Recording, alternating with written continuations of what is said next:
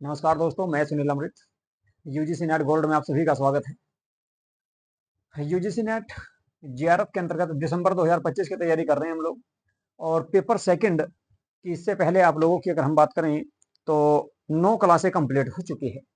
Paper second में हम लोग पढ़ रहे हैं हिस्ट्री, संघर्ष मैच है। और इसमें हम लोग सबसे पहले जो देख रहे हैं वो देख रहे हैं यूनिट नंबर 1। और यूनिट नंबर 1 में साहित्यिक अवशेष आज हमको देखने हैं। इससे पहले पुरातात्विक अवशेष देखे, सिक्के वगैरह भी देख चुके हैं। तो कुल मिलाकर आपकी 9 क्लासें कंप्लीट हो चुकी हैं। साहित्यिक अवशेषों में हम भारतीय साहित्य और विदेशी साहित्य दोनों प्रकार के देखेंगे। यानी कि कुल मिलाकर इस पर जो है साहित्यिक अवशेषों में हमारा देखने को क्या मिलेगा, ये जो आपके साहित्यिक स्रोत हैं इनमें हमको देखने को मिलेंगे क्या, इनमें मिलेंगे हमको बुक, ग्रंथ, ठीक है, धार्मिक भी रहेंगे, कुछ आपके लौकिक भी रहेंगे, ठीक है। तो सारे के सारे रहेंगे। इसके अलावा देसी और विदेशी दोनों प्रकार के इसमें ग्रंथ देखने को मिलेंगे भाई, ठीक है। पुस्तकें वगैरह सारी इसी में आ जाएगी आपकी। तो उन सबको पढ़ने का प्रयास करते हैं। चलिए देखते हैं, करते हैं आज की क्लास को स्टार्ट। यदि आप लोगों ने हमारा यूट्यूब चैनल सब्सक्राइब नहीं किया है तो प्लीज हमारे यूट्यूब चैनल को सब्सक्राइब अवश्य कर लें और वीडियो को लाइक तथा शेयर जरूर कर दिया करो भाई, ठीक है। चलिए जी देखते हैं सबसे पहले क्या दिया गया भाई। साहित्यिक स्रोत, ठीक है। तो साहित्यिक स्रोत के बारे में बात करेंगे। साहित्यिक स्रोत का सबसे पहले सिलेबस देख लेते हैं, क्या क्या इसमें हमको पढ़ना है, ठीक है।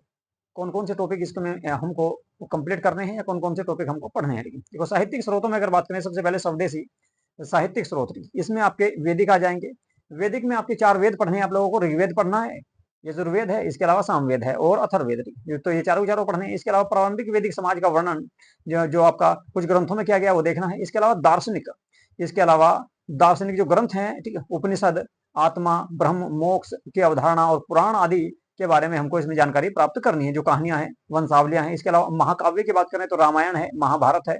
और सामाजिक मूल्यों और राजनीतिक विचारों का दर्पण भी इसमें आपको देखने को मिलेगा। तो ये रहेगा। इसके अलावा फिर आपके रहेंगे क्या, बौद्ध ग्रंथ। बौद्ध ग्रंथ में आपके त्रिपिटक देखने हैं, विनय पिटक, सुत पिटक और अभिधम पिटक के बारे में बात करेंगे। गौतम बुद्ध के उपदेश, अनुशासन। इसके अलावा जैन ग्रंथ है। जैन ग्रंथ में आपको 12 आगम देखने को मिलेंगे।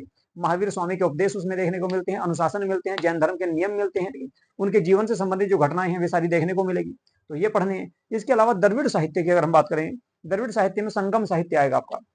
दक्षिण भारत के इतिहास से दक्षिण भारत के इतिहास से इसको जोड़कर देखा जाता है संगम साहित्य। तो उसमें आपकी तमिल भाषा में लिखा गया जो प्राचीन दक्षिण भारत का सामाजिक और आर्थिक व राजनीतिक जो चित्रण है या समाज है उसके बारे में भी हमको इसमें देखना है। तो ये सारे के सारे टॉपिक हमको देखने किसमें, साहित्यिक स्रोत में, ठीक है। ये सब के सब देखे जाएंगे किसमें भाई, साहित्यिक स्रोत में। इसके अलावा, ठीक है, सबसे पहले देखते हैं हम आपका क्या, स्वदेशी साहित्यिक स्रोत, ठीक है। तो स्वदेशी साहित्यिक स्रोत की अगर हम बात करें, स्वदेशी साहित्यिक स्रोत उसे कहा जाएगा जो भारत का स्रोत है, भारतीय इतिहासकारों के द्वारा, भारतीय विद्वानों के द्वारा जिसकी रचना की गई उसको कहा जाएगा स्वदेशी साहित्यिक स्रोत, ठीक है। इसमें देख लेते हैं, भारत का इतिहास केवल भौगोलिक अवशेष नहीं है बल्कि साहित्यिक स्रोतों के माध्यम से भी जाना जाता है, ठीक है। साहित्यिक स्रोतों के माध्यम से भी इसको जाना जाता है। यह स्रोत धार्मिक, दार्शनिक, सामाजिक और राजनीतिक विचारों का सजीव दस्तावेज है। इन्हें निम्न वर्गों में विभाजित किया गया है। कौन कौन से वर्गों में बांटा गया है उसको देख लेते हैं, ठीक है। वर्ग की अगर बात करें तो वैदिक साहित्य आएंगे। सबसे पहले मैंने आप लोगों को बताया था कि वैदिक साहित्य के बारे में पढ़ना है। और वैदिक साहित्य में हम लोग 4 प्रकार के वेद पढ़ते हैं, उनके बारे में थोड़ी सी जानकारी प्राप्त कर लेते हैं। वैसे फिर बाद में जो है ना एक चैप्टर आएगा तुम्हारा वैदिक साहित्य, ठीक है, सॉरी वैदिक काल, ठीक है। वैदिक काल में हमको ऋग्वेद, ठीक है, यजुर्वेद, सामवेद, ठीक है, और अथर्ववेद, चारों वेदों को डिटेल से पढ़ना है, ठीक है। यहाँ पर एक थोड़ा सा उसका समरी देख लेते हैं। ऋग्वेद की अगर बात करें तो ये सबसे प्राचीन वेद माना जाता है। ऋग्वेद को सबसे प्राचीन वेद माना गया और इसका जो काल माना जाता है वो 1500 बीसी से लेकर 1000 ईसा पूर्व या 1000 बीसी के आसपास तक माना जाता है, ठीक है। आगे बात समझ में, ठीक है। ऋग्वेद जो है, ऋग्वेद को जो है सबसे प्राचीन वेद माना गया, सबसे पहला वेद यही है, ठीक है। और ये 1500 ईसा पूर्व से लेकर 1000 ईसा पूर्व के आसपास का जो है इसमें इतिहास हमको देखने को मिलता है या जानकारी प्राप्त होती है। बात करें ऋचाओं की तो इसमें ऋचा कहा जाता है मंत्रों को, ठीक है। मंत्र जो है इसमें, ठीक है, मंत्र या ऋचा, ठीक है, इनकी जो संख्या है वो 1028 है। इसके अलावा मंडल इसमें 10 दिए गए हैं, तो 10 मंडलों का इसमें उल्लेख किया गया है। देवताओं की संस्तुति की गई थी, इनके देवताओं का नाम लिया गया है, उनकी आराधना की गई थी, उनका बार बार जो है, ठीक है, अवलोकन किया गया है इसमें, ठीक है। इसके अलावा इंद्र, अग्नि, वरुण आदि देवताओं के बारे में जानकारी मिलती है। गो पालन, गाय के पालन, ठीक है। इसके अलावा यज्ञ, समाज की झलक आदि सब कुछ इसमें देखने को मिलता है। तो ऋग्वेद जो है हमारा सबसे प्राचीन वेद है। 1500 बीसी से यानी कि 1500 बीसी से लेकर 1000 बीसी के आसपास तक इसकी रचना की गई थी। या इसके बारे में जानकारी प्राप्त होती है। ठीक है, इसमें है क्या, इसमें है मंत्र। ठीक है, इसमें 1028 मंत्र हैं और 10 मंडल इसमें शामिल किए गए हैं। 10वां मंडल आप सभी को पता ही है। 10वां जो मंडल है वो आपका वर्ण व्यवस्था से संबंधित है, वर्ण व्यवस्था का उल्लेख उसमें किया गया है। ठीक है, तो इस तरह से जो है इनमें उल्लेख किया गया। बाकी जो है इसके बारे में जितना भी डिटेल से रहेगा वो सारा का सारा हम वैदिक काल जब पढ़ेंगे तो उसमें डिटेल से हम लोगों को पढ़ना है। इसके बाद दिया गया इसमें भाई यजुर्वेद। ठीक है, यजुर्वेद में क्या है, यजुर्वेद में यज्ञ की विधियों और मंत्रों का उच्चारण किया गया है कि भाई यज्ञ कैसे किया जाएगा। ठीक है, और कौन कौन से मंत्र का इस्तेमाल कहां पर किया जाएगा। ठीक है, इसके अलावा इसके दो भाग हैं, शुक्ल और कृष्ण, यजुर्वेद के नाम से उसको जाना जाता है। यानी कि यजुर्वेद के जो है दो भाग हैं, एक का नाम है शुक्ल यजुर्वेद, दूसरे का नाम है कृष्ण यजुर्वेद। ठीक है, इसके अलावा सामवेद की बात करें तो सामवेद को संगीत का जनक माना जाता है। यहीं से पहली बार जो है सारे गामा पाधा निसी, इनके 7 स्वर जो हैं उनका उल्लेख हमको देखने को मिलता है सामवेद को, इसीलिए संगीत का जनक इसको माना जाता है।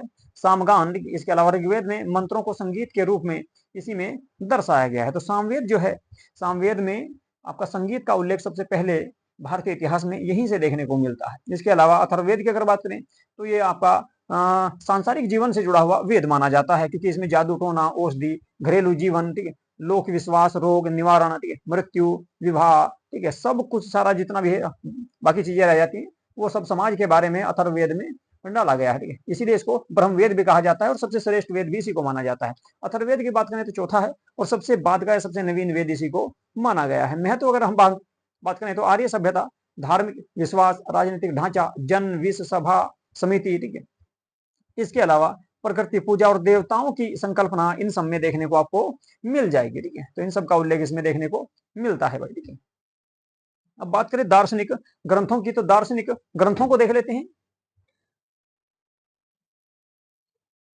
चलिए जी, ये वे ग्रंथ हैं, दार्शनिक जो ग्रंथ हैं, ये वे ग्रंथ हैं जो आपका ऋषि मुनियों के द्वारा, ठीक है, इन वेदों की रचना करके, इन वेदों से ही, ठीक है, अलग अलग उपनिषदों की रचना की गई, जिनको वेदांत भी कहा जाता है। उपनिषद को वेदांत भी कहा जाता है। इनमें आत्मा यानी कि आत्मन, ब्रह्म, मोक्ष, कर्म, ज्ञान मार्ग आदि का समर्थन इनमें किया गया है।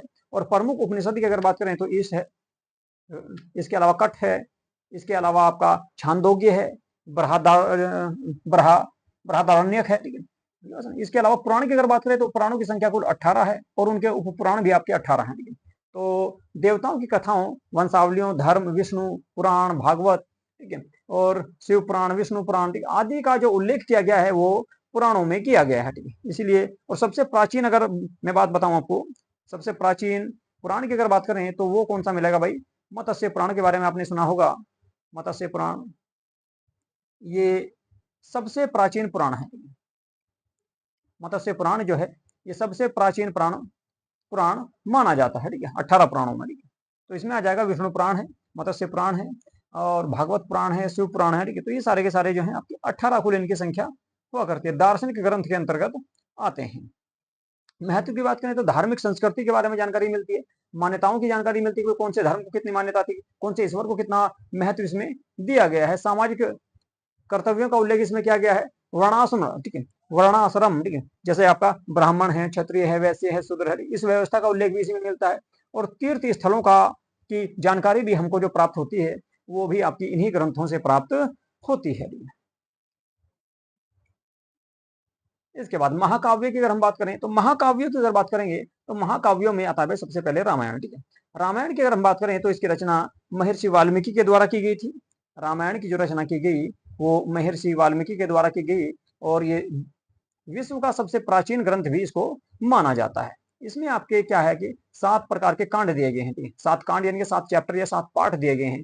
राम का जीवन और आदर्श नायक की छवि के रूप में इसमें दिखाया गया है। इसके अलावा धर्म के बारे में जानकारी मिलती है, भक्ति के बारे में जानकारी मिलती है, मर्यादा, पुरुषोत्तम राम के जो आदर्श थे उनके बारे में जानकारी मिलती है, रावण के बारे में जानकारी मिलती है। इसके अलावा सुग्रीव, हनुमान, ठीक है, और बाली आदि के बारे में भी यहाँ से हमको जानकारी प्राप्त होती है। ठीक है, एक प्राचीन ग्रंथ है रामायण, रचना की थी किसने, महर्षि वाल्मीकि के द्वारा। ठीक है, इसके अलावा महाभारत की अगर बात करें तो महाभारत जो है ये इसकी रचना वेद व्यास के द्वारा की गई, महर्षि वेद व्यास के द्वारा इसकी रचना की गई। इसमें 1 लाख श्लोक हैं।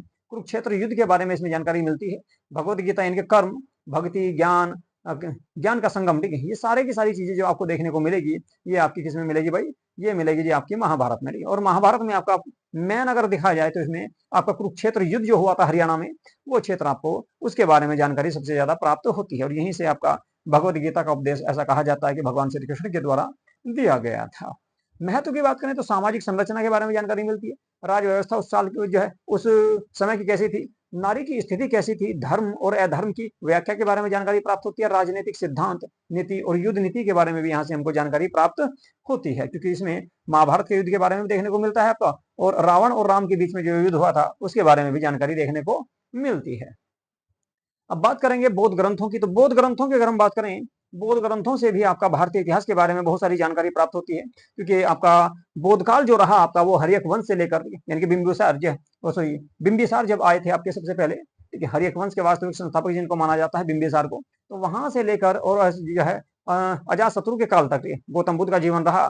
उसके बाद क्या हुआ, उसके बाद बौद्ध धर्म बहुत तेजी से फैला, ठीक है, उसके बाद बौद्ध धर्म बहुत तेजी से फैला, और बौद्ध धर्म से अनेक राजाओं के बारे में, अनेक शासकों के बारे में, संस्कृति के बारे में, समाज के बारे में, धर्म के बारे में, तो सारी जानकारी हमको प्राप्त होती है बौद्ध और जैन ग्रंथों से। यहाँ से भी हमको बहुत सारी जानकारियां प्राप्त होती हैं। तो सबसे पहले इसमें अगर हम बात करें बौद्ध ग्रंथों की, तो बौद्ध ग्रंथों में है भाई आपके क्या, त्रिपिटक। त्रिपिटक का मतलब तीन पुस्तक, त्रिपिटक का मतलब है तीन पुस्तक, और तीन पुस्तक वे पुस्तकें जिनसे ज्ञान की जानकारी मिलती है। पिटक का मतलब ऐसे होता है टोकरी, ठीक है, काहे की टोकरी, ज्ञान की टोकरी, ठीक है। तो त्रिपिटक का मतलब है तीन ज्ञान की टोकरियां, यानी कि तीन ज्ञान की पुस्तकें, ठीक है। कौन कौन सी हैं उनके बारे में बात करेंगे, ठीक है। और ये तीनों की तीनों जो पुस्तकें लिखी गई है पाली भाषा में लिखी गई है, इस बात को याद रखना है। विनय पिटक की बात करें तो सन्यासियों के नियम के बारे में इसमें उल्लेख किया गया है।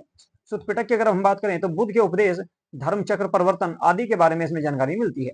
गौतम बुद्ध ने अपना पहला उपदेश आपका सारनाथ में दिया था, ठीक है, सारनाथ में दिया था, और इसी को धर्म चक्र परिवर्तन के नाम से जाना गया, ठीक है।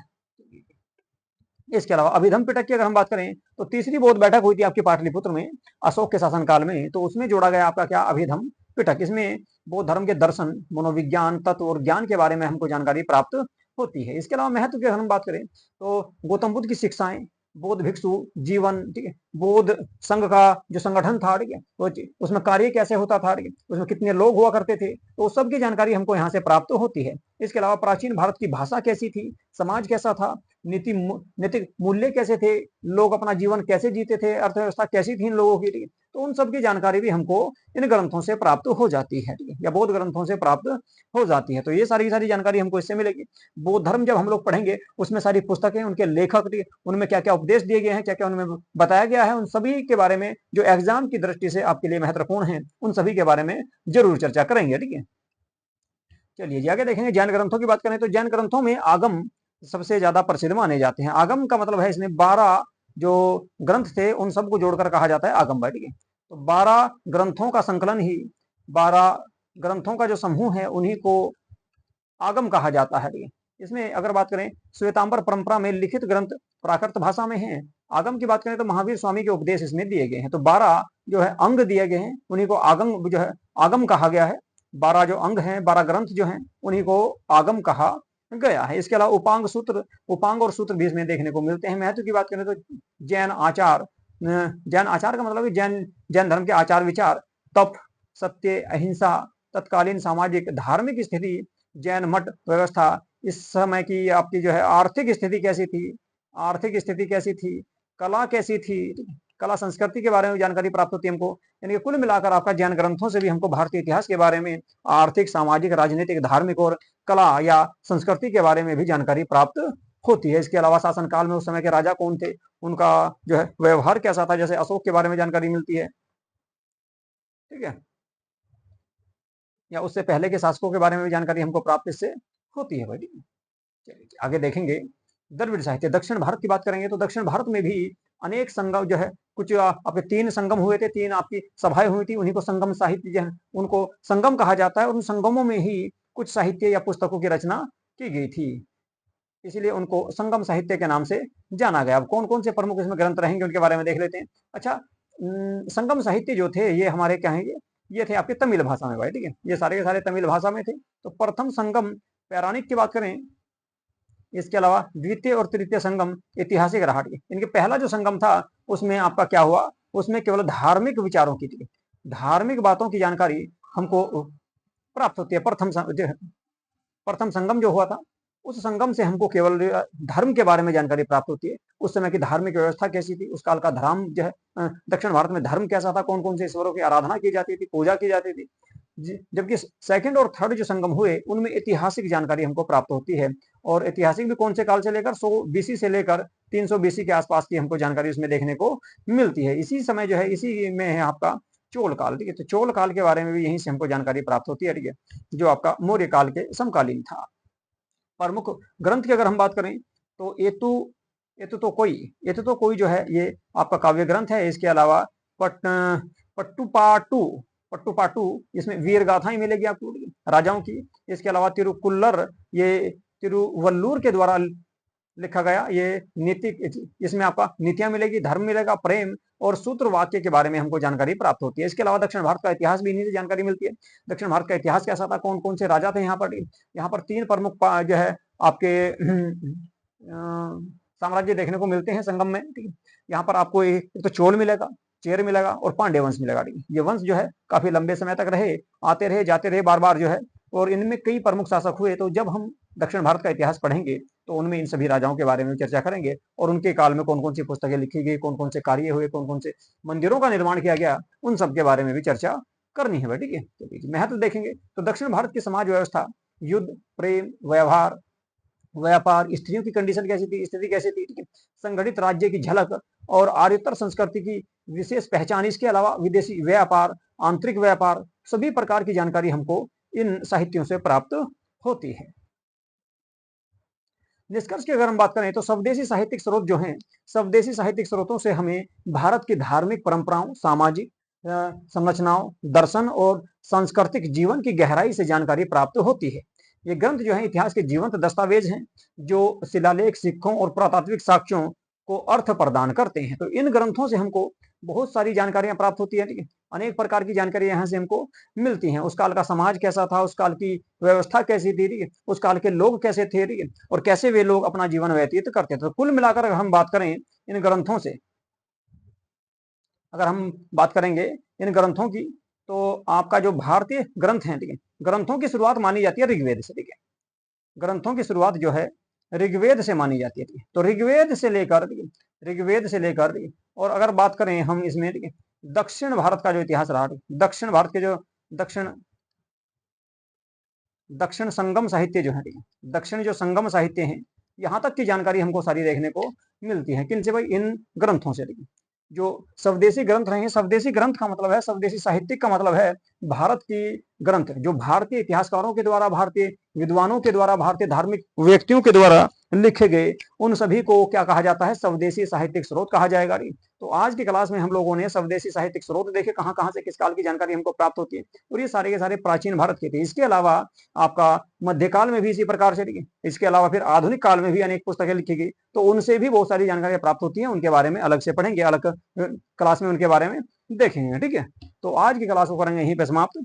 आज की क्लास आप लोगों को कैसी लगी इसके बारे में जरूर बताएं। ठीक है, यदि आप लोगों ने हमारा यूट्यूब चैनल सब्सक्राइब नहीं किया तो प्लीज यूट्यूब चैनल को सब्सक्राइब जरूर कर लो भाई, क्योंकि यहाँ पर आपको यूजीसी नेट पेपर 1 की कंप्लीट तैयारी कराई जा रही है। 10 के 10 यूनिट आपकी कंप्लीट कराऊंगा, एक यूनिट आपकी लगभग कंप्लीट आपकी हो चुकी है। ठीक है, और इसके अलावा जो है पेपर सेकंड में हिस्ट्री वाला पोर्शन हम लोग कर रहे हैं, और अब की बार जो है डिटेल से हिस्ट्री को पढ़ने का प्रयास कर रहे हैं भाई। ठीक है, चलिए जी, नमस्कार, क्लास को करते हैं समाप्त।